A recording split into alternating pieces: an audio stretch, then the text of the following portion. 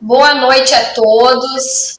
Boa noite a todos que estão acompanhando sempre aí a Rede Previdência, aos que estão ao vivo conosco no Mulheres e Previdência, e a você também, que o nosso vídeo fica aí à disposição para assistir no canal da Rede Previdência no YouTube. Então, se você não conseguir assistir agora ao vivo, também está disponível. Quero aqui cumprimentar a doutora Natasha, minha parceira do Mulheres e Previdência, está sempre aqui comigo. Boa noite, doutora Natasha. E também cumprimentar a doutora Heloísa e agradecer também aí por ter aceito o nosso convite para falar desse tema tão importante que tem uma necessidade de a gente trazer em pauta e discutir esse assunto que é sobre a proteção social dos transgêneros. É um assunto bem polêmico, nós tivemos na semana passada uma decisão bem polêmica que vamos comentar aqui no programa. Então, se você quer saber mais, fica até o final.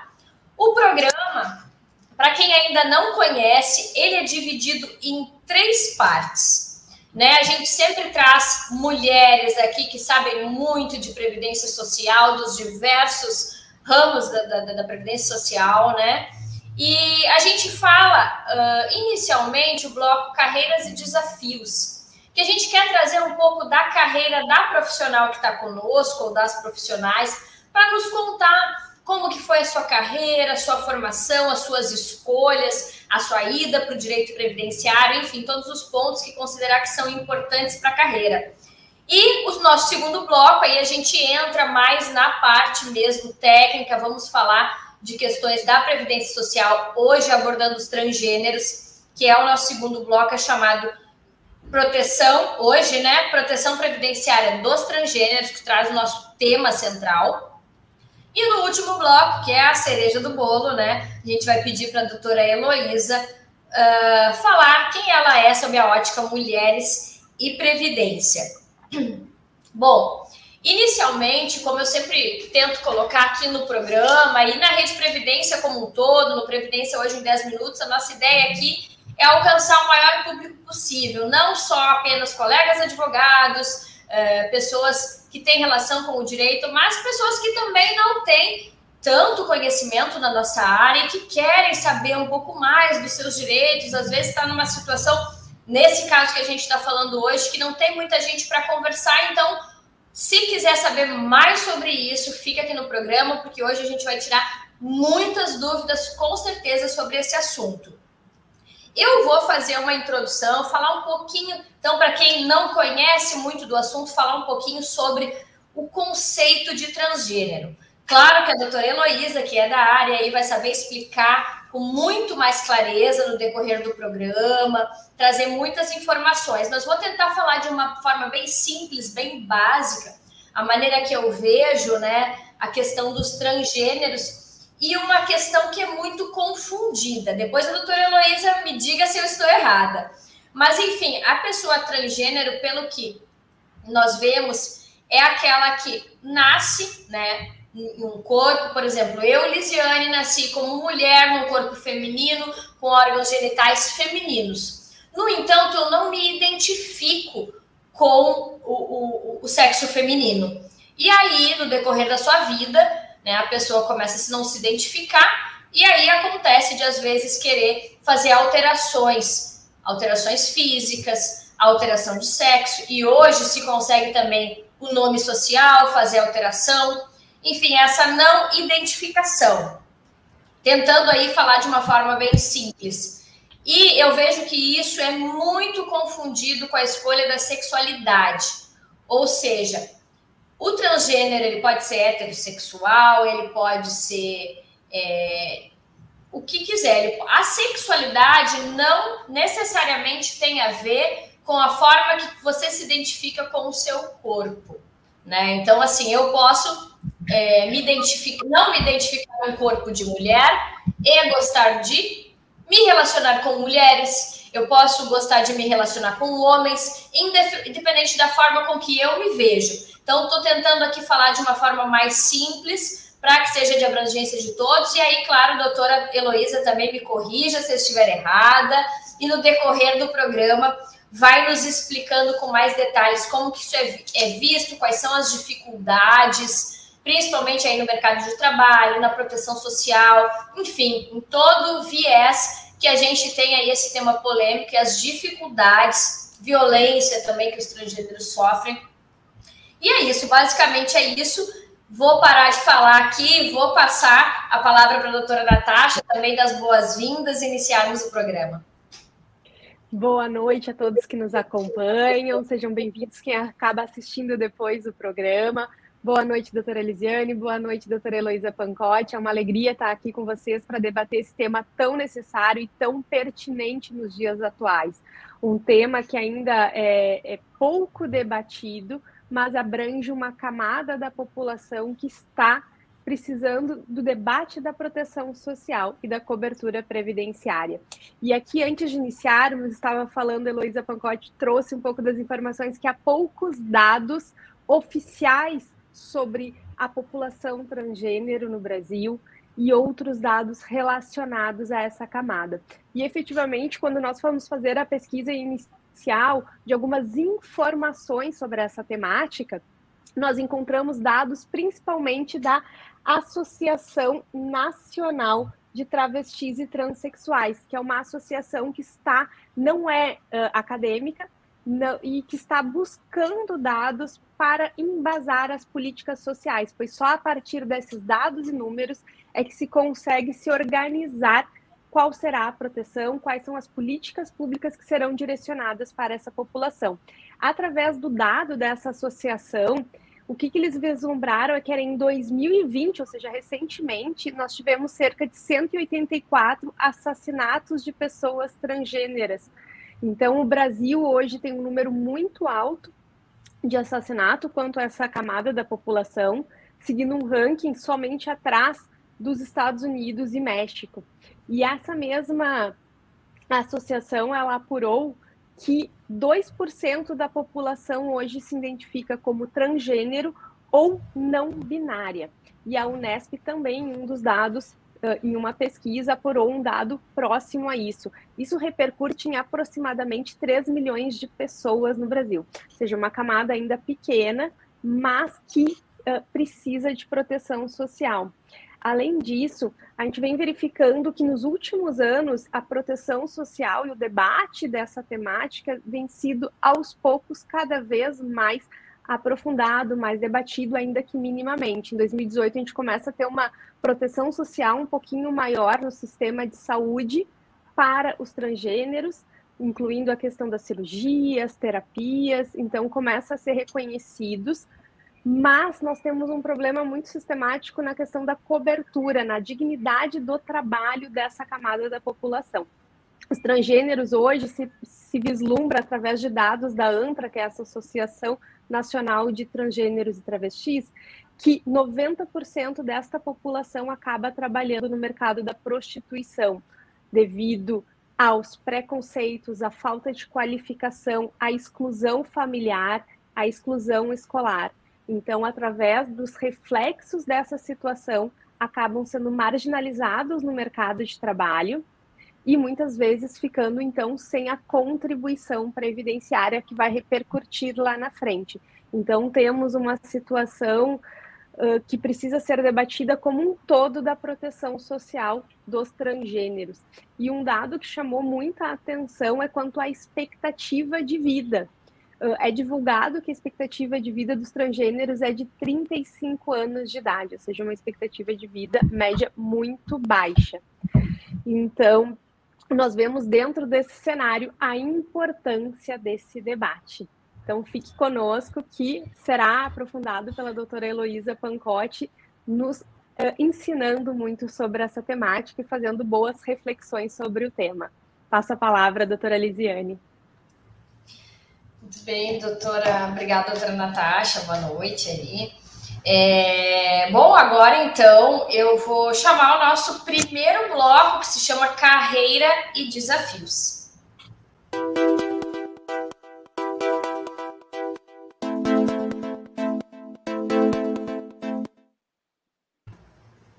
Bom, doutora Heloísa, no início do programa eu falei brevemente como funcionam aí nossos blocos. E esse bloco a gente gostaria que a doutora contasse um pouco assim da sua história profissional, de todos os pontos que julga importante, principalmente a sua carreira como mulher na advocacia previdenciária, ou também o início da sua história, enfim, tudo que a doutora julgar importante compartilhar um pouquinho conosco para a gente lhe conhecer melhor. Eu sei que a doutora é advogada, mestre em Direito, e acho que doutoranda também, escritora, né, como eu comentei do livro inicialmente. Então conta para nós, compartilha conosco um pouquinho da sua história profissional e seus desafios como mulher. Boa noite, doutora Natasha, doutora Lisiane. Eu agradeço o convite que vocês formularam, com muita gentileza, para que eu estivesse hoje aqui conversando com vocês.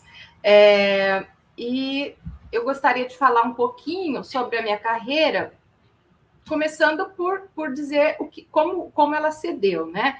Eu me formei em 1997, me graduei numa universidade aqui da minha região, a Unitoledo, que é bem conhecida aqui no interior do estado de São Paulo.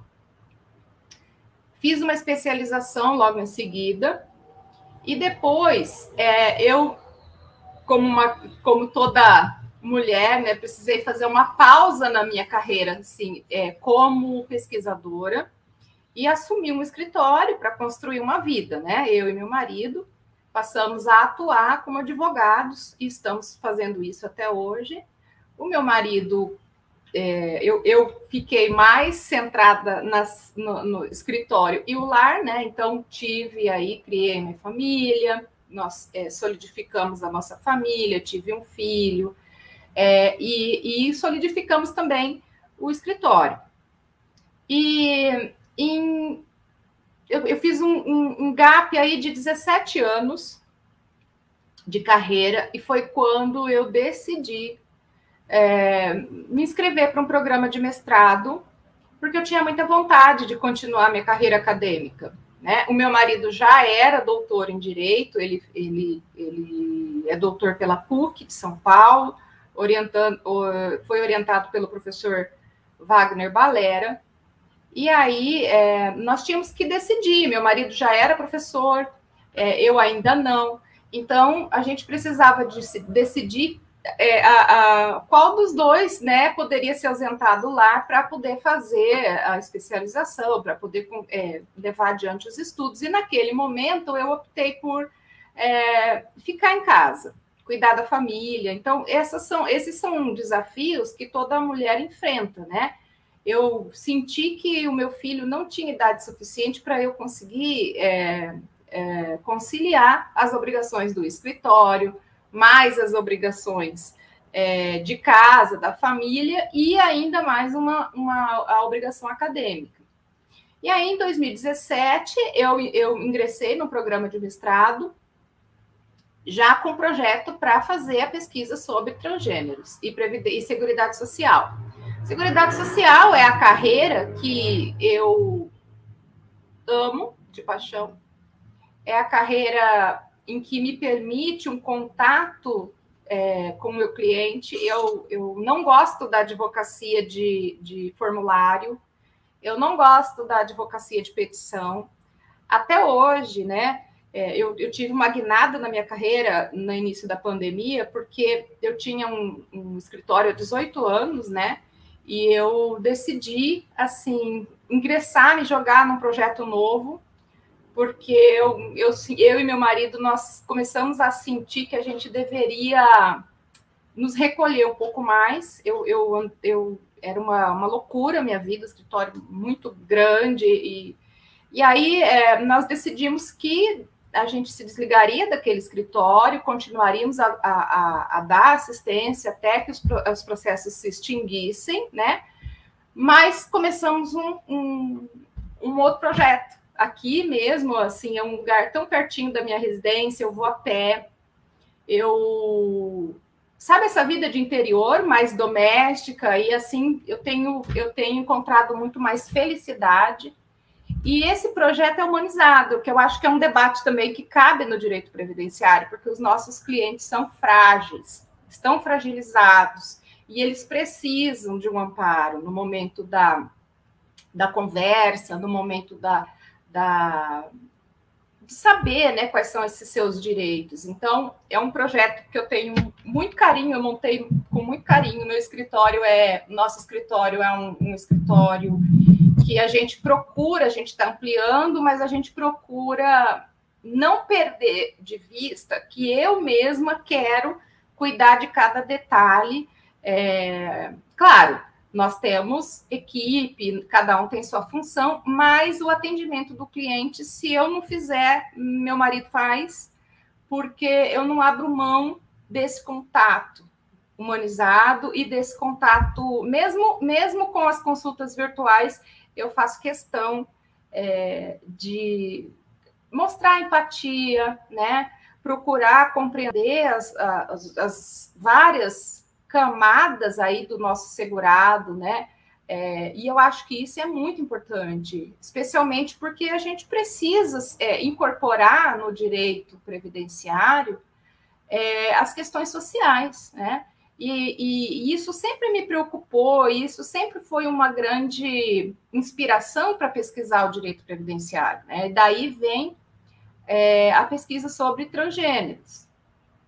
Essa pesquisa veio do fato de que eu tinha um escritório já há muitos e muitos anos e eu jamais tinha recebido um pedido de aposentadoria de uma pessoa trans. Comecei a me questionar. O que está acontecendo? Por que eu não recebo? Né? E foi essa curiosidade, essa necessidade investigativa que eu tenho buscado trazer para as minhas pesquisas, né? Hoje, na minha pesquisa de doutorado, eu estou procurando subverter, né? Todo mundo conhece o professor Sodero, né? Sodero pai. O professor Sodero, ele tem uma teoria de que o nosso sistema previdenciário ele é exclusivo e não inclusivo. E eu tenho buscado, né, provar essa teoria pela perspectiva de gênero. E eu tenho conseguido alguns pontos muito importantes em que existem fissuras, né, na legislação.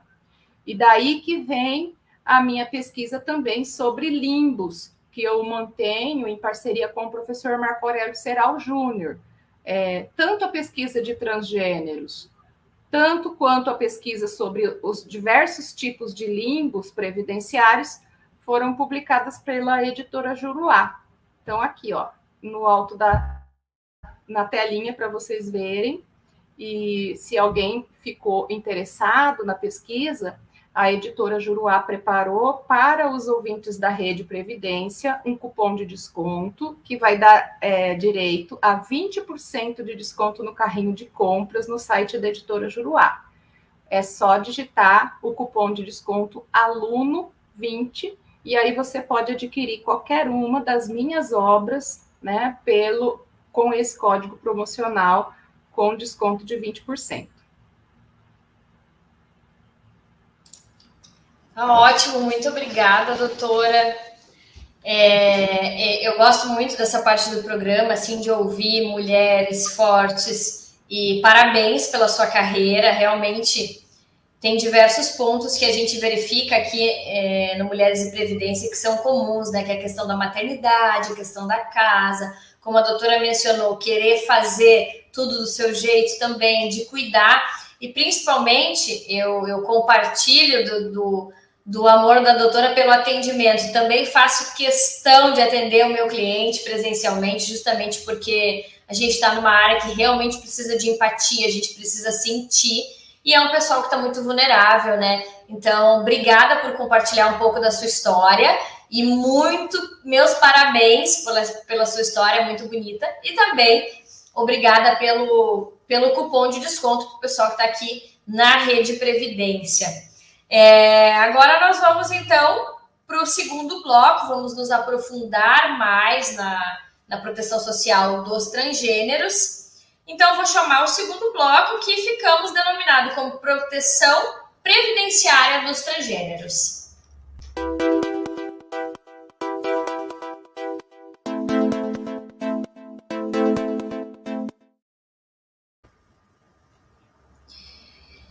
Seguindo aqui e entrando assim, falar de previdência mais efetivamente, a parte mais técnica.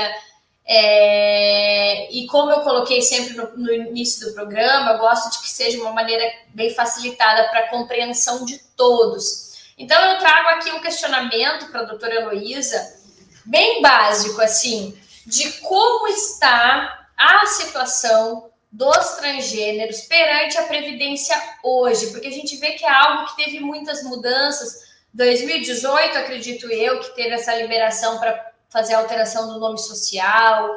A doutora Natasha comentou a questão de exigir ou não uma cirurgia para ser considerado transgênero. Como que está, doutora, assim, como que a doutora vê atualmente perante o INSS, seja administrativamente ou seja judicialmente? Porque realmente eu também nunca atendi uma pessoa que chegou ao escritório dizendo que era transgênero e que queria se aposentar. Então, isso acaba ficando muito afastado da nossa advocacia. Então, eu gostaria que a doutora, né, que já tem experiência na área, que é uma estudiosa do assunto, nos contasse como que está a situação previdenciária, a pessoa que é aposentada no INSS, como é que o INSS tem entendimento, não conseguiu, vai para o judiciário, quais são as diferenças, como que está a situação atual, assim, para a aposentadoria da pessoa transgênero, doutora? Então, em primeiro lugar, eu queria, se você me permite, fazer uma pequena introdução para que as pessoas tivessem uma visão um pouco mais científica acerca das pessoas trans, tá? Fique à vontade, doutora. Então, a gente precisa, porque tem um movimento ultraconservador que buscou um discurso que muito contaminado por uma moral religiosa, né? Que busca deslegitimar essas existências. Mas eu não procuro ver por esse viés, eu procuro viés científico. Então, eu vou trazer para vocês uma explicação médica, tá? Mas médica não no sentido de nós estarmos tratando de uma doença, porque a transgeneridade não é uma doença, é uma existência. Mas eu quero explicar o que está por trás disso, para que as pessoas possam compreender que não existe, não é uma ideologia de gênero. Aliás, isso é ridículo, isso é um termo que surgiu ali nos catecismos, lá do antigo. Depois ele mesmo depois mudou todo esse entendimento. Quando o Papa João Paulo II ainda era o Wojtyla, né? Ele fazia os catecismos, lançou um livro chamado Teologia do Corpo, e esse livro trouxe a fundação do que hoje se deturpou, né, chamar de ideologia de gênero. Isso não existe. O que existe é uma ciência, né, que diz que os marcadores, o gênero de uma pessoa, ele pode ser atribuído por vários marcadores, tá? Porque o que existe? Biologicamente, o Homo sapiens, né, o mamífero Homo sapiens, ele poderia ser macho e fêmea. Beleza. Agora, o conceito do ser humano, existem gêneros. No nosso sistema social, nós buscamos dividir os gêneros em dois. E isso já está errado. E vou explicar por quê. Porque existem pessoas, entre o gênero masculino e o gênero feminino, existe cientificamente uma gama de outros gêneros que eles se repetem na natureza. E se eles se repetem na natureza, e se esses seres que têm essas características que se repetem na natureza não possuem nenhuma doença, né? Se são padrões naturais de nascimentos, isso precisa ser considerado como uma existência. Então, quer dizer que tem um espectro muito grande entre o masculino e o feminino, tá? O gênero masculino ou o gênero feminino, ele pode ser identificado por vários marcadores, entre eles, o formato dos genitais é só um dos marcadores. Existem outros, né? O formato dos órgãos reprodutores é um outro padrão que o cientista observa para determinar um gênero. os cromossomos. Mas os cromossomos, quando a gente aprende ali que existe só o XX ou o XY, a gente está aprendendo muito básico, né? Se você pegar uma cadeia de DNA, quando você vai olhar esse alelo, tem XY e mais um monte de outras coisas, né? Que vão se repetindo na natureza. Um monte de outras repetições, que são padrões. Depois nós temos os hormônios, né? Os marcadores hormonais, os marcadores cromossomiais. Existem mulheres que têm perfis hormonais masculinos, né? Existem, e isso é um padrão que destoa, esses marcadores estão destoando. E tem o marcador da psique, da autocompreensão e da autopercepção, né? O transgênero, desde muito cedo, ele olha no espelho e ele não compreende que aqueles caracteres aquele corpo com aqueles caracteres são capazes de identificá-lo. É uma autopercepção. Mas é uma doença psiquiátrica, como já se acreditou? Não, sabemos que não. Desde a década de 80, a professora Maria Helena Diniz já dizia que a intelectualidade das pessoas trans é superior à das pessoas cisgêneros, né? Mas, enfim, esse é um esclarecimento acerca da identidade. E o que acontece quando os marcadores eles não apontam sempre para o mesmo gênero? Nós podemos estar diante de uma pessoa intersexo ou nós podemos estar diante de uma pessoa trans.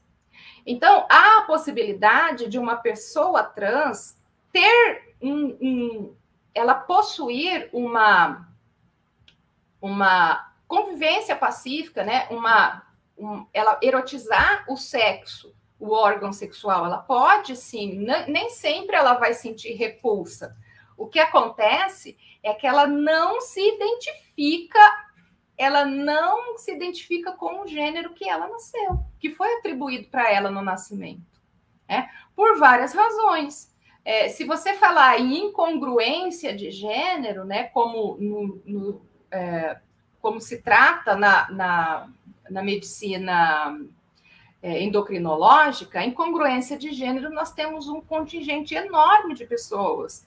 Existem, quem gosta do TED Talks, tem uma palestra, Precisamos Rediscutir o Gênero, vocês vão ficar surpreendidos, vocês vão falar com uma mulher o tempo todo, uma mulher que se acreditava mulher, não engravidava, foi fazer exame de cariótipo, ela descobriu que ela era homem, foi fazer uma ressonância, ela descobriu que ela guardava órgãos reprodutores masculinos dentro dela.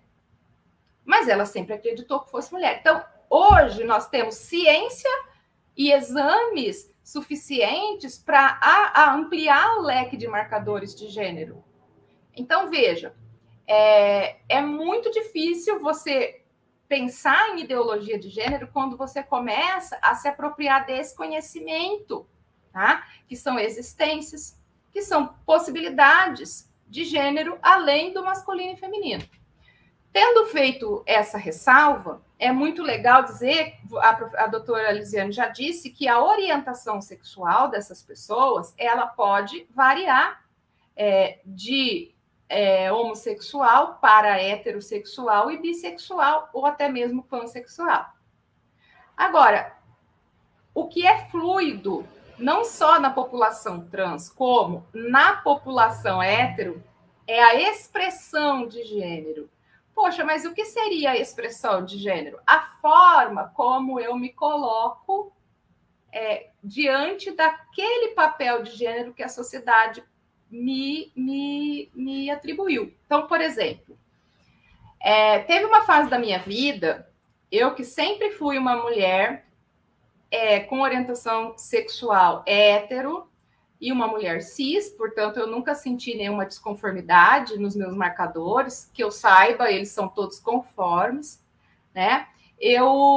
Num dado momento, eu gostava muito de me vestir com roupas mais masculinas, eu achava elegante, né? Então, isso aí é expressão, é a forma como você expressa o seu gênero.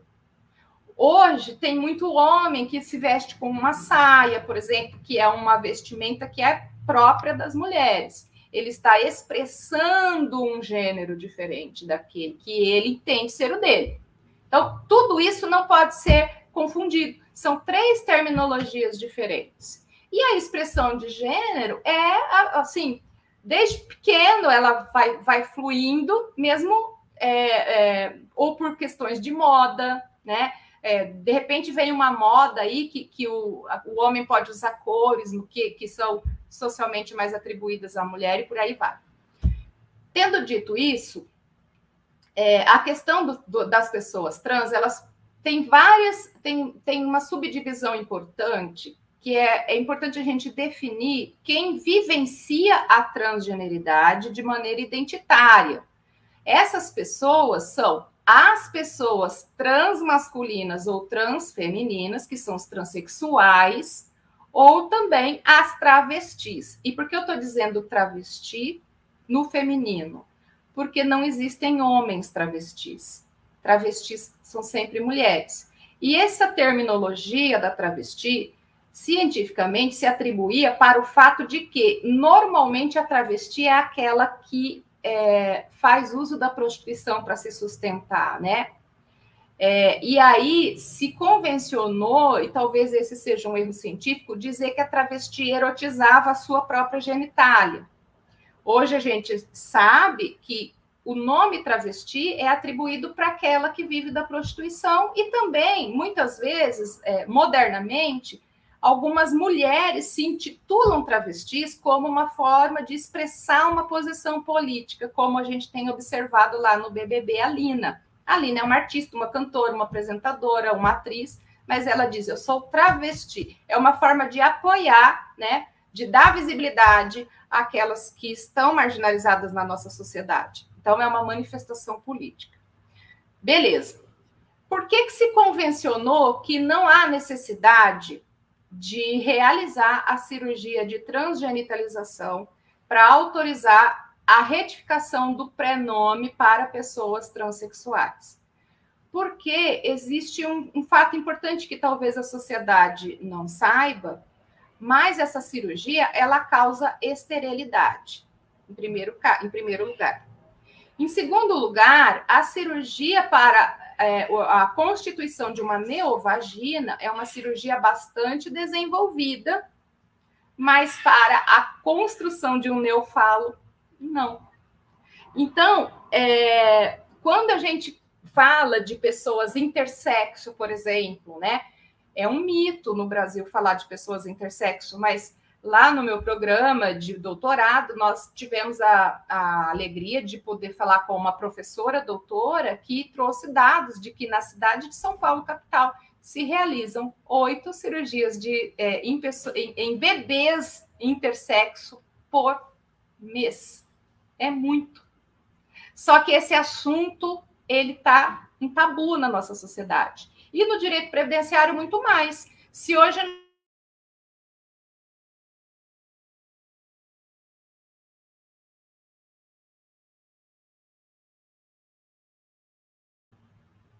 Oi, demos uma sumidinha, né?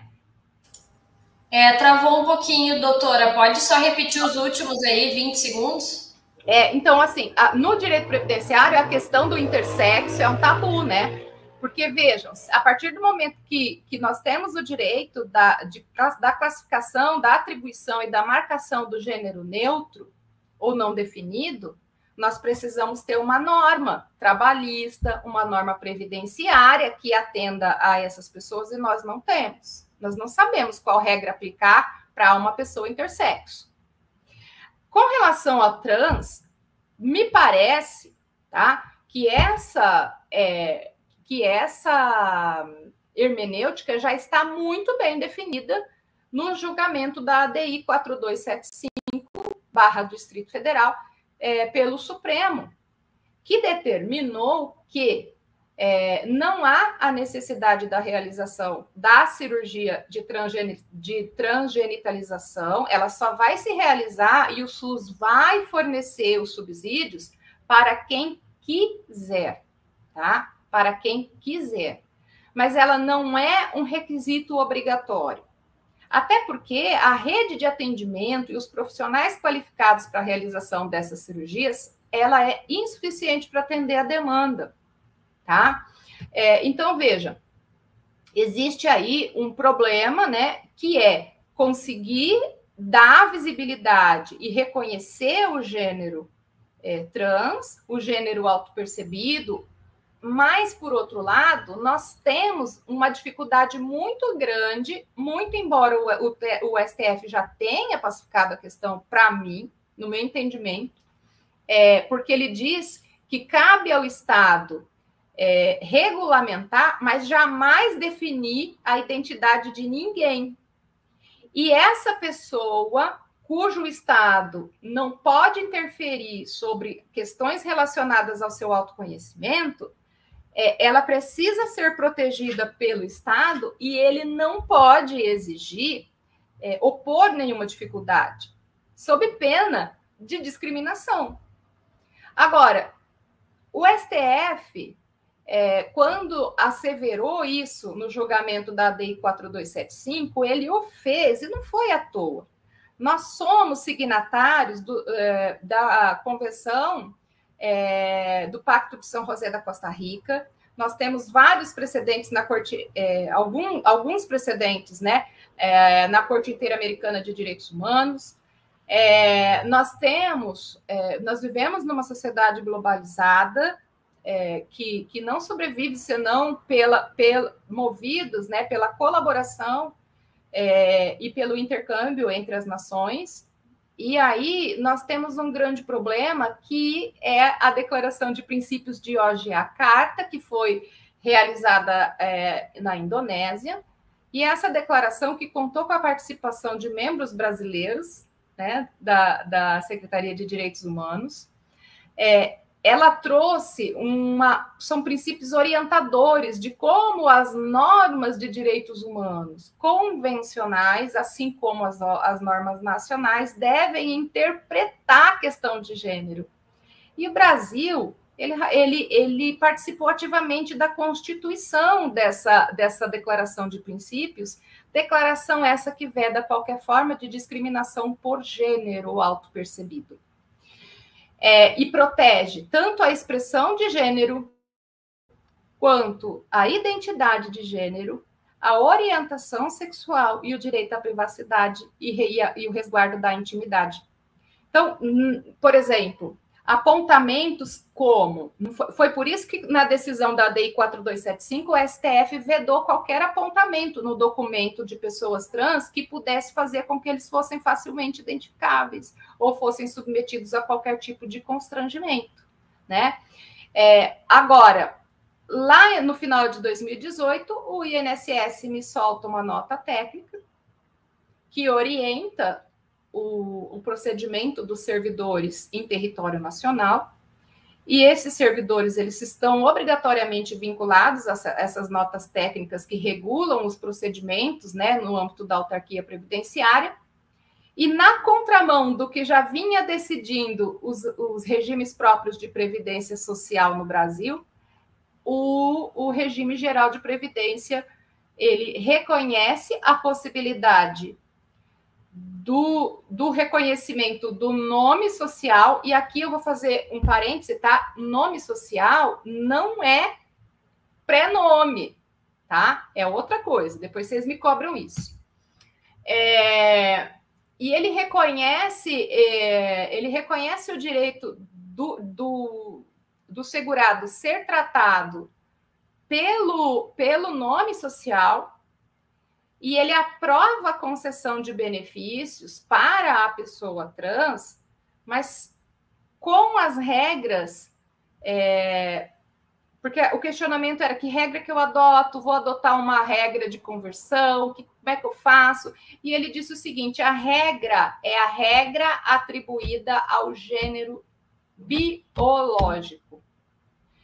Ao gênero... E aí, quando ele fala biológico, eu começo a questionar a qualidade dessa nota técnica, porque quem, em sã consciência, diria que a psique do ser humano não é uma questão biológica?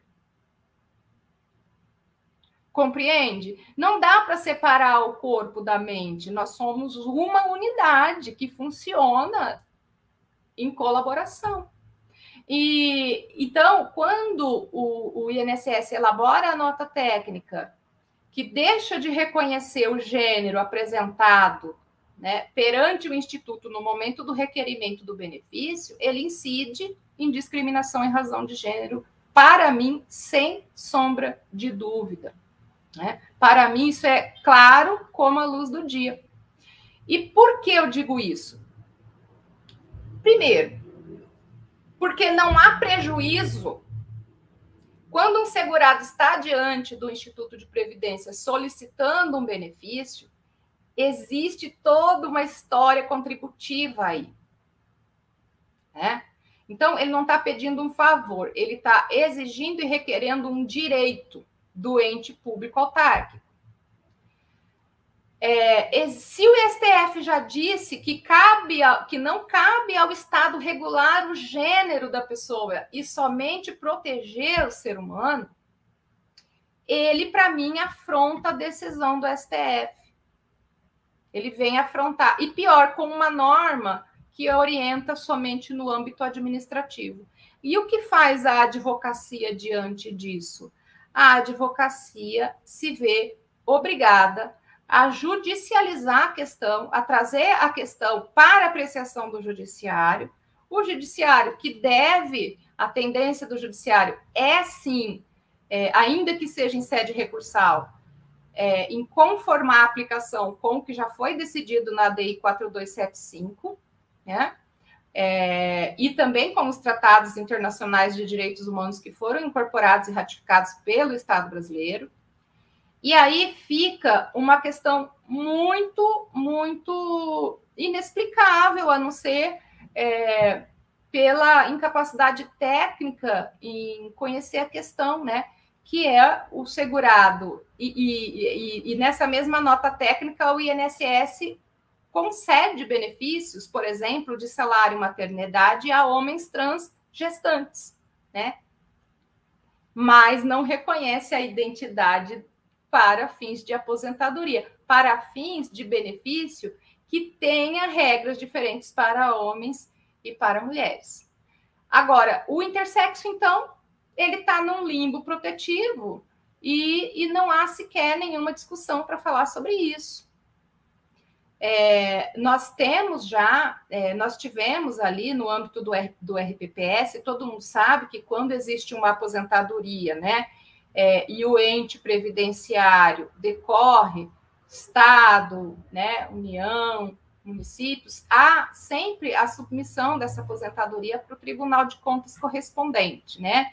E na semana passada, o que houve foi a manifestação do Tribunal de Contas homologando o benefício concedido para o servidor de acordo com o gênero que esse servidor manifestou no momento do requerimento do benefício.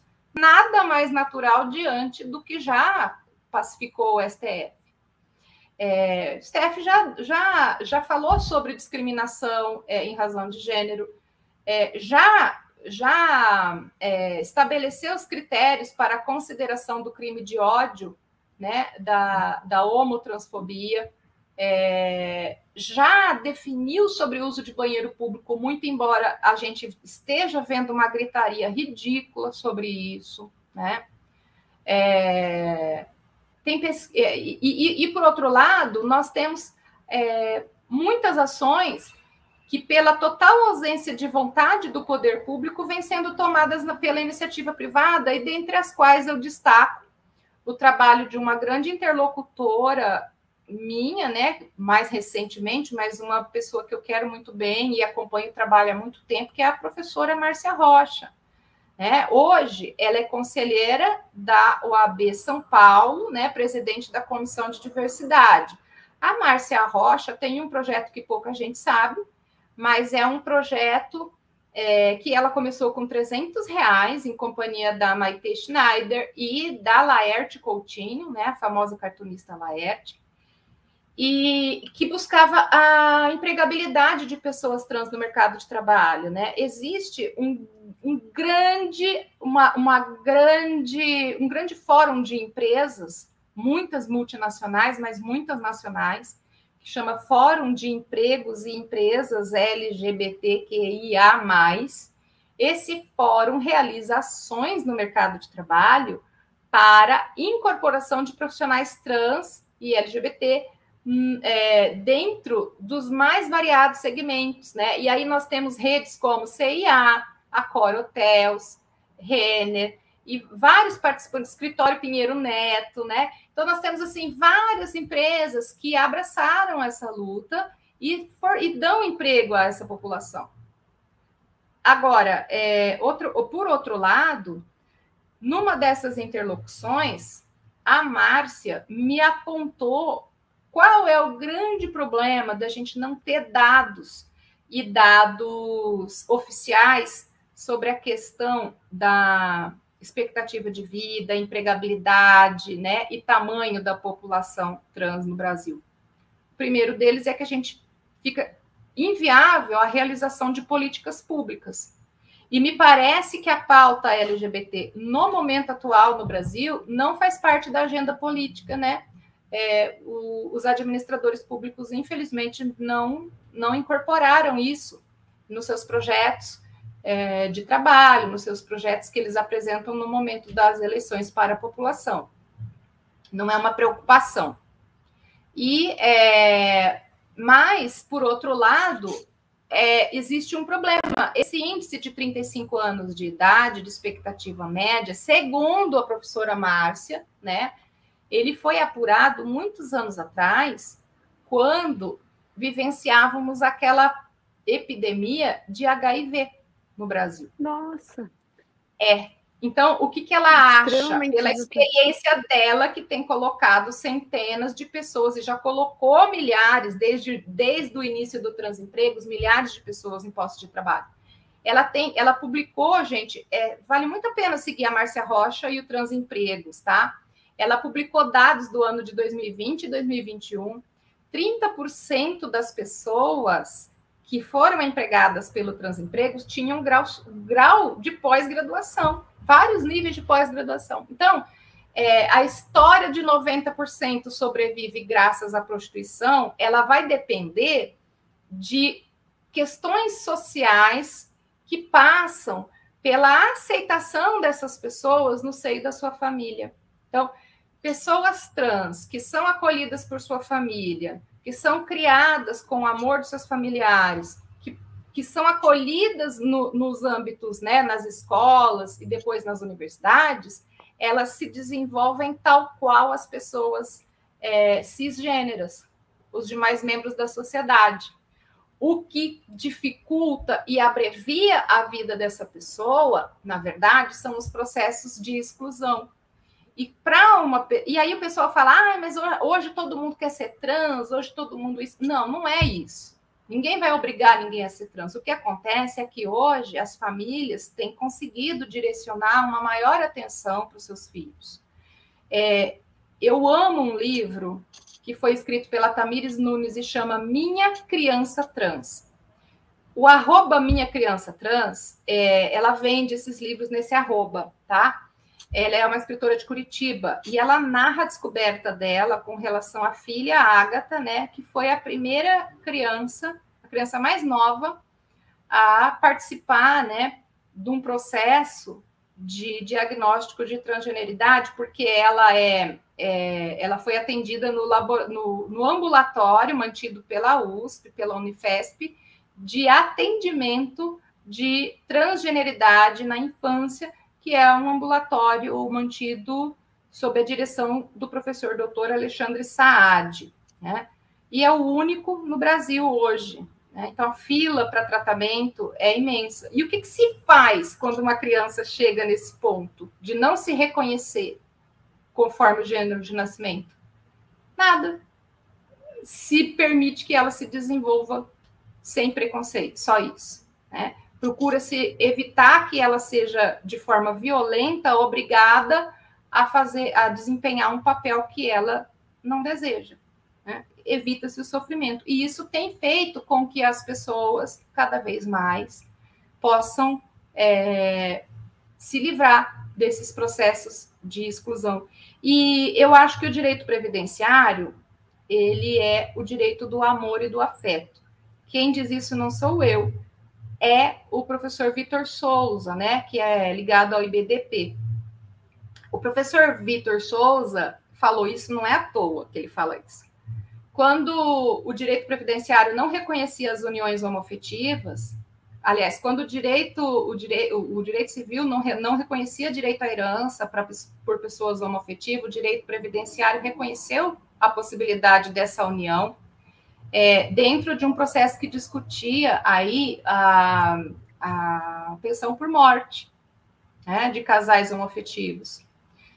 Então, eu vejo que dentro do direito previdenciário, porque o direito previdenciário cuida, né, das vulnerabilidades e das contingências sociais, eu penso que é o meio ideal para que a gente efetive, né, a proteção desse grupo vulnerável, seja no âmbito assistencial, reconhecendo não uma doença, a transgeneridade, mas o estigma da pessoa trans e a sua dificuldade de acesso aos meios de qualificação profissional e de trabalho, né? Então, é uma maneira de fazer com que aquelas pessoas que, infelizmente, ainda sobrevivem em razão de prostituição e estão submetidas à violência das ruas e às drogas e tudo mais, que elas possam receber uma proteção do Estado, né? Que as questões biopsicossociais, a saber, o estigma da transgeneridade, possam prevalecer, né? Então, a discussão é amplíssima, né? E ela só é efetivada mesmo hoje diante da via judicial, mas temos, graças à humanidade, né? E também a tendência dos julgamentos levarem em consideração os debates acerca do gênero, né? Nós estamos crescendo muito em jurisprudência relativa à matéria. Doutora, quanto conhecimento, quanta informação novas, tanto eu quanto a doutora Elisiane, quanto quem está nos acompanhando, com certeza absorveu muito conhecimento num tema tão importante de esclarecimento técnico, para que ninguém ocorra em julgar de uma forma rasa essa temática.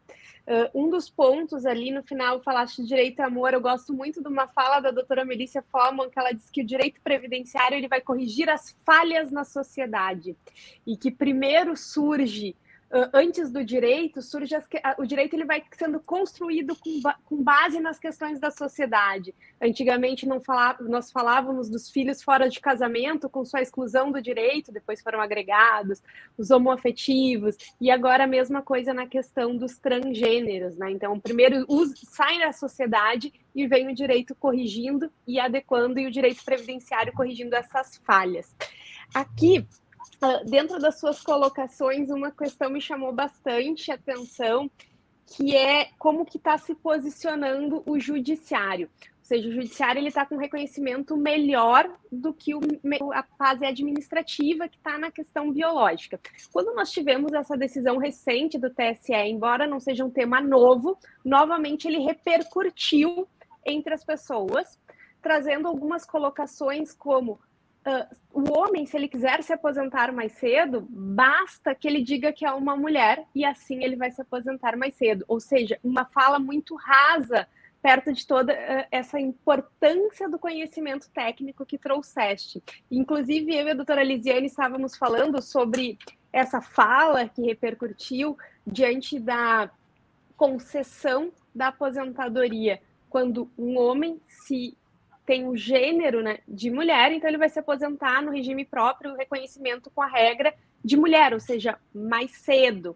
Mas uma mulher que se identifica com o gênero de homem, ela vai ter um prejuízo, porque ela vai se aposentar mais tarde, e ela vai ter passado por todas as dificuldades que nós sabemos de gênero feminino, que até a gente comentou no início, quando a gente fala carreira e desafios da mulher, os desafios de mercado de trabalho, maternidade, o afastamento do trabalho, a dupla jornada, a questão da economia, da sociedade de economia, o cuidado que acaba ficando na mulher, então ela vai passar por tudo isso, e ainda os desafios que tanto homem quanto mulher acabam tendo na questão do transgênero, da identificação de gênero. E aqui eu peço só perdão se eu estiver usando alguma terminologia equivocada, por vezes é um tema novo para nós também, e podemos estar usando alguma terminologia que não é a mais adequada, mas a ideia realmente é trazer luz para esse debate, para que não ocorra falas rasas, onde a gente acabe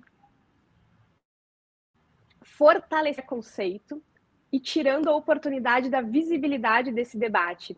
E nesse sentido, eu também penso na questão do mercado de trabalho. Até a doutora Heloísa, em outra oportunidade, eu vi colocar que a dignidade da pessoa, ela passa primeiro pelo trabalho e depois pela proteção social. Então, quando nós estamos abordando isso, a dignidade vai estar nesse reconhecimento como um todo. Hoje, a gente tem a questão do INSS, colocando a regra como a interpretação biológica e uma evolução que está colocando a questão do gênero.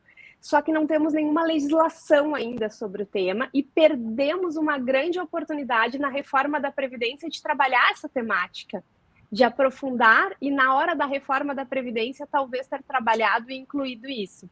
Então eu pergunto, doutora, qual o modelo ideal que vislumbras, com base na sua pesquisa, no que tem visto até então, se o modelo ideal é a aplicação da regra com o gênero que se identifica no momento da aposentadoria, que daí nesse caso, como a gente colocou, teria um certo prejuízo para quem se identifica, uma mulher que se identifica com gênero de homem, que vai ter que trabalhar a mais, ou se tem algum outro modelo que ficaria mais adequado, o debate quanto a essa construção para o futuro.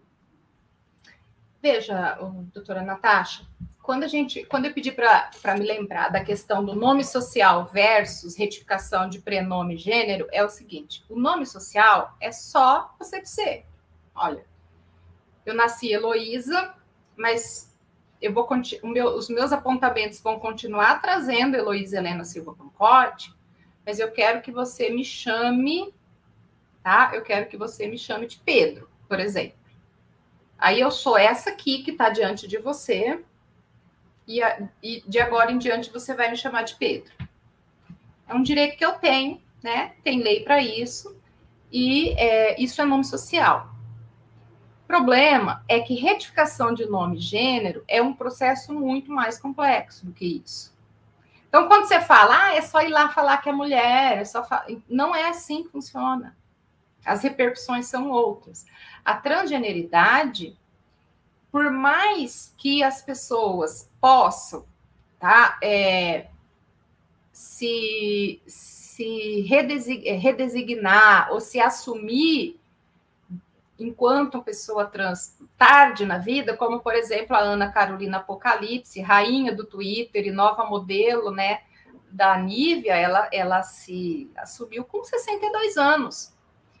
E aí, quando a revista Marie Claire perguntou para ela qual foi o motivo, ela disse o seguinte: eu passei todos esses anos sofrendo porque eu tinha muito medo do que os meus pais iam dizer. Imagine, hoje ela tem 62 anos.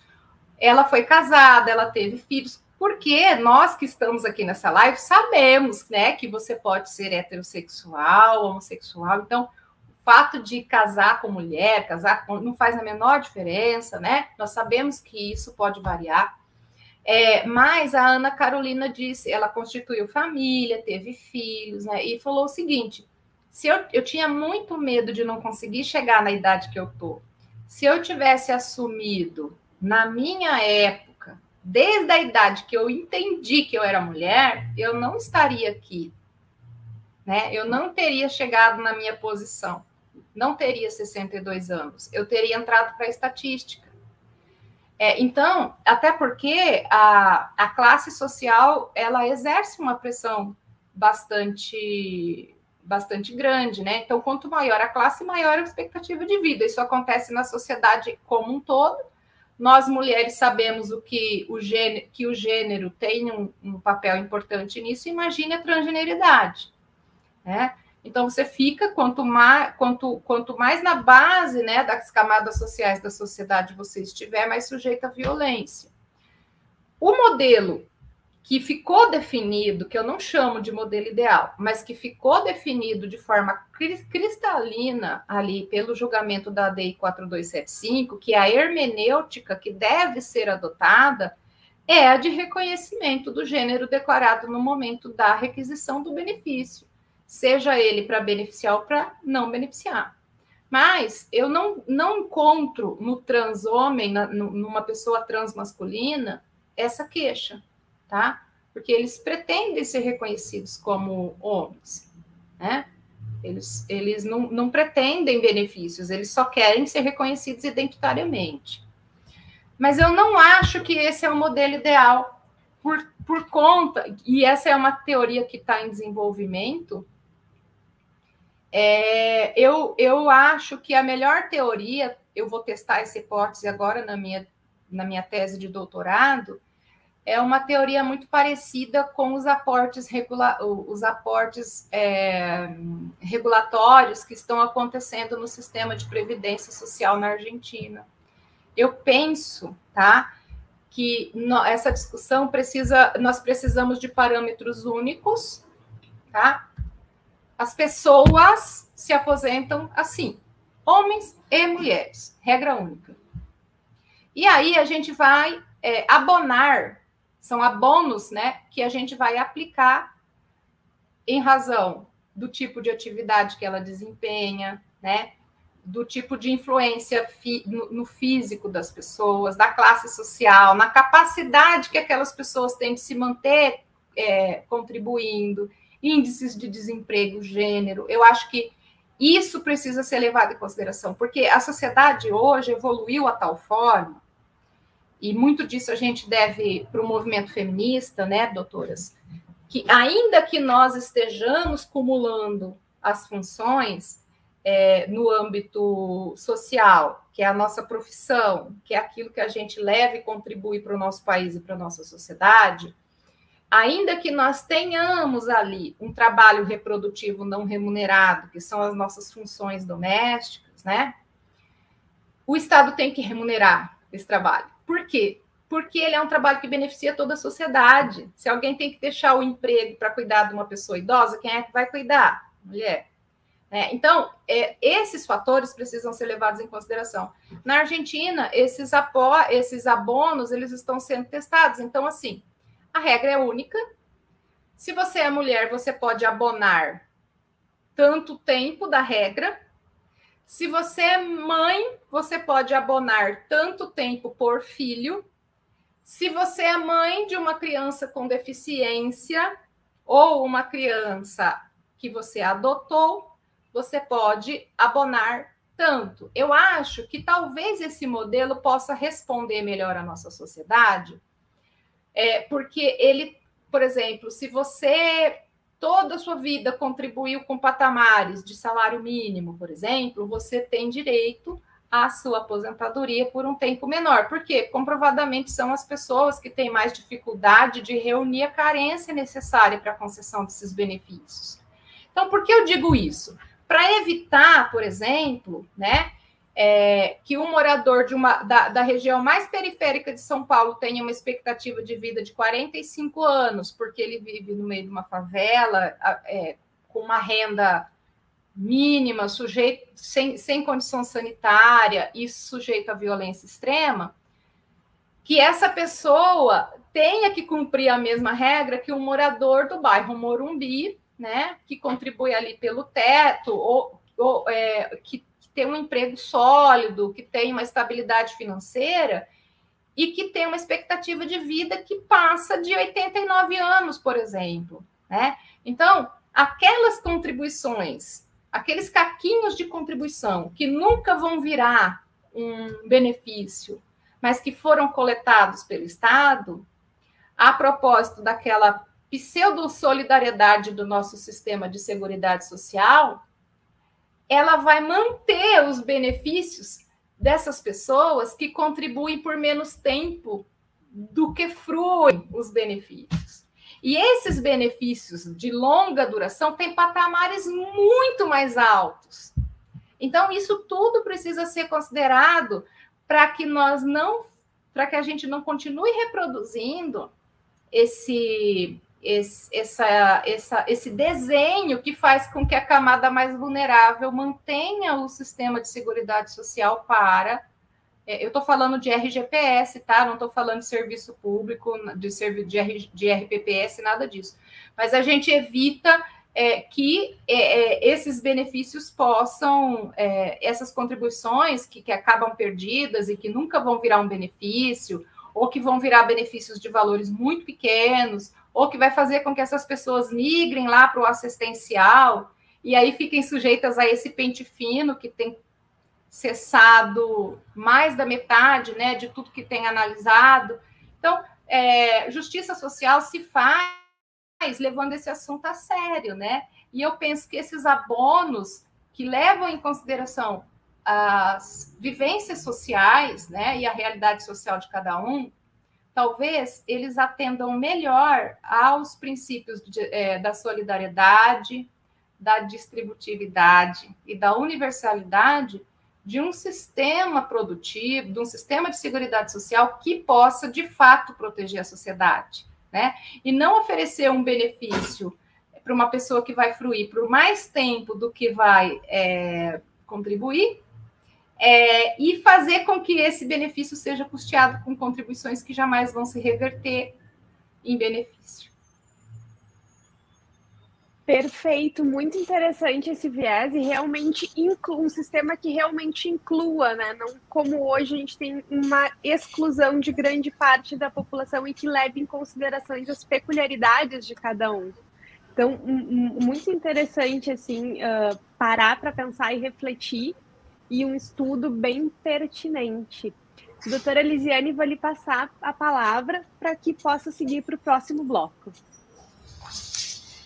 Obrigada, doutora. É muito esclarecedor para nós, é uma baita aula, né, como costumam dizer no Rio Grande do Sul.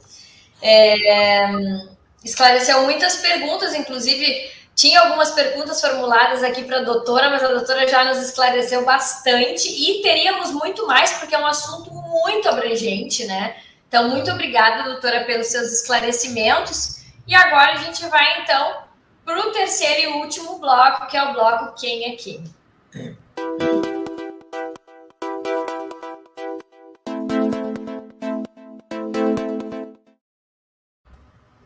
Bom, então essa pergunta que eu particularmente gosto muito, quero perguntar para a doutora Heloísa Helena Pancotti. Quem é você sob a ótica Mulheres e Previdência? Eu sou uma advogada, né? Eu adoro inventar novas teses, assim. Hoje estava trabalhando em uma. Eu acho e eu confio no meu sistema no sistema de previdência social, no sistema de seguridade social.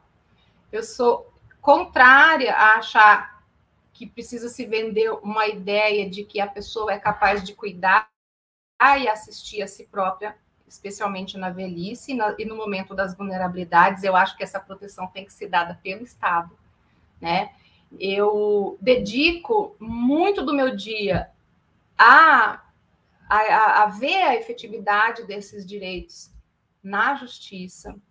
Eu adoro estudar, eu adoro assistir palestras e cursos dos meus colegas, até fico meio sem jeito às vezes, porque às vezes a gente senta para ouvir um colega falar, o colega fica chateado, mas assim, eu aprendo todos os dias.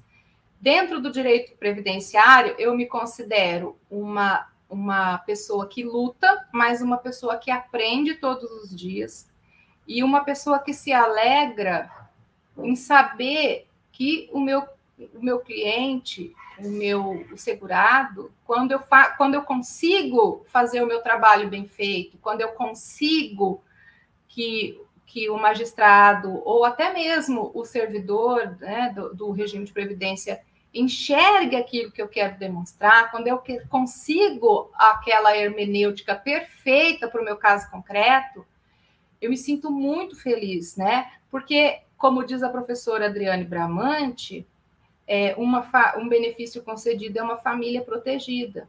Né? Então, eu sinto um orgulho danado da minha profissão, né? E eu tenho muito orgulho de entregar uma carta de concessão para um cliente. Eu fico muito feliz quando isso acontece.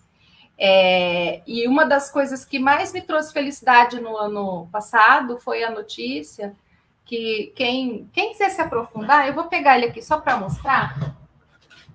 Uma das teses que eu defendo aqui no Previdência Social e Transgêneros, né, da editora Juruá,